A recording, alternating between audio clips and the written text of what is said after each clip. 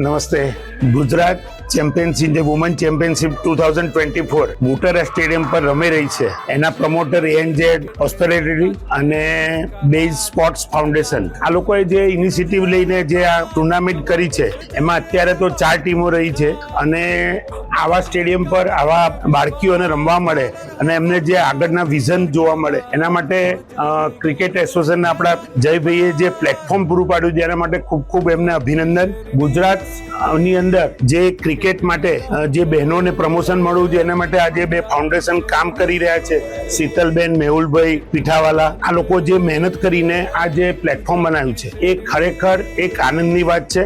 આવનારા દિવસોમાં જે ટીમને ઇન્સ્પિરેશન, એ લોકો ન્યુટ્રિશન અને એમને જે એડવાઇઝર અને જે બિલ્ડ એમની જે લેંગ્વેજ બિલ્ડ થવી જોઈએ ક્રિકેટ માટે, એના માટે પ્રયત્ન કરી રહ્યા છે અને આવતા દિવસોમાં આનાથી વધુ કરવાનું એમણે જે વિચાર્યું છે એ ખરેખર આનંદની વાત છે કે બેટી બચાવો બેટી પઢાઓ. તો આ જાતનું જે એજ્યુકેશન છે સ્પોર્ટ્સમાં થાય, કલામાં થાય અને બાળકીઓ આગળ વધે અને પ્લેટફોર્મમાં ઇન્ટરનેશનલ પ્લેટફોર્મ પર પહોંચે, એના માટે એમનું એક સપનું છે કે એટલે એમને સ્લોગન અત્યારે બેટી બચાવો બેટી પઢાઓ કહે છે.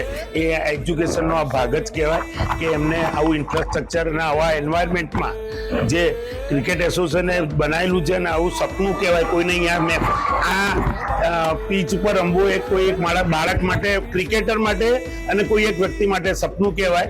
એ સપનું આ જે બેઝ સ્પોર્ટ્સ ફાઉન્ડેશન અને જે એનજેડ હોસ્પિટાલિટી બનાવ્યું છે એ ખરેખર બેટી બચાવો બેટી પઢાઓનો એક ભાગ જ કહેવાય અને ખરેખર સરસ સુંદર એન્વાયરમેન્ટ બનાવ્યું છે. જય હિન્દ, જય જય ગરવી Gujarat. Thank you very much.